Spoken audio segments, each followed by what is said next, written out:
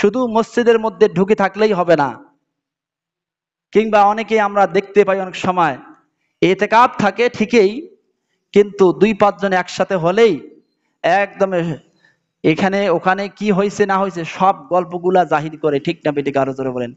এমনও মানুষ আছে ইতিকাফ থাকার পরেও আবার বাড়িও যায়, স্ত্রীর সাথেও কথা বলে, সাংসারিক বিষয়গুলো জানার জন্য চেষ্টা করে, আছে না? এটা করা যাবে কিনা এখন হাদিসের ভাষায় আপনাদেরকে জানাই দেই। সেটি হচ্ছে যে সকল কারণে ইতিকাফ থাকাকালীন সময় যদি কোনো মানুষ এই সমস্ত কাজগুলো করে তাহলে তার ইতিকাফ নষ্ট হয়ে যাবে। তার মধ্যে 3টা কারণ আছে। 1 নম্বর কারণ হচ্ছে উযু, ইস্তেনজা এবং জানাবাতের গোসলের প্রয়োজন ব্যতীত, অর্থাৎ গোসল ফরজ হওয়ার প্রয়োজন ব্যতীত মসজিদ থেকে বের হওয়া যাবে, কি বললাম বলেন দেখি, মসজিদ থেকে বের হওয়া যাবে না। অনেকেই আছে মসজিদের মধ্যে, অর্থাৎ ইতিকাফ থাকে ঠিক আছে, কিন্তু ওই অনেক সময় মসজিদের বাইরে গিয়ে বসে থাকে, খামখা বসে থাকে, কোন রকম কোনো কাজ নাই, ইবাদতও করতেছে না, ওই পাশে মুখ করে বসে আছে, কে কি যাচ্ছে তার সঙ্গে গল্প করতেছে, সালাম কালাম করতেছে, এটা করা যাবে না। এটা হচ্ছে 1 নম্বর।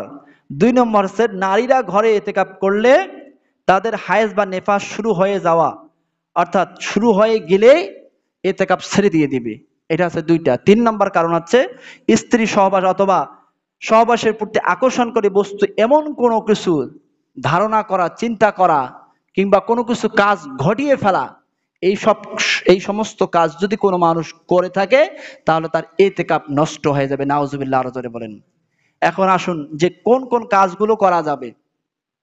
1 নম্বর আছে প্রাকৃতিক প্রয়োজন, যথা প্রস্রাব পায়খানা, উযু, জানাবাতের গোসলের জন্য মসজিদ থেকে বের হওয়া যাবে, এটা রুখসত আছে। ইতিকাফকারী ব্যক্তি জানাবাতের গোসল, প্রস্রাব পায়খানা এবং উযুর জন্য মসজিদ থেকে বের হতে পারবে, তবে শর্ত হলে মসজিদের বাইরে প্রয়োজনে অতিরিক্ত সময় নষ্ট করা যাবে না।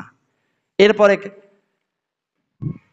শরঈ ওজর, যথা জুমার নামাজ আদায়ের জন্য যে মসজিদে ইতিকাফ করা হয়, তাতে যদি জুমার নামাজ পড়া না হয় তাহলে জুমার নামাজ আদায়ের জন্য ইতিকাফ করে অন্য মসজিদে গিয়ে জুমার নামাজ আদায় করতে পারবে, এটা হচ্ছে।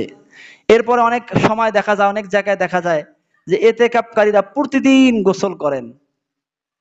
মুহাদ্দিসিন বর্ণনা করেন যে ইতিকাফকারী ব্যক্তি প্রতিদিন গোসল করা প্রয়োজন নেই। হ্যাঁ, যদি ওই ব্যক্তিরা গোসল না করলে ভালো লাগে না, থাকতে পারে না, তাহলে সে প্রতিদিন গোসল করবে, কিন্তু গোসলটা করবে কতক্ষণ সময় ধরে, ওই ঘন্টার পর ঘন্টা পানি ছাড়বে এটা নয়।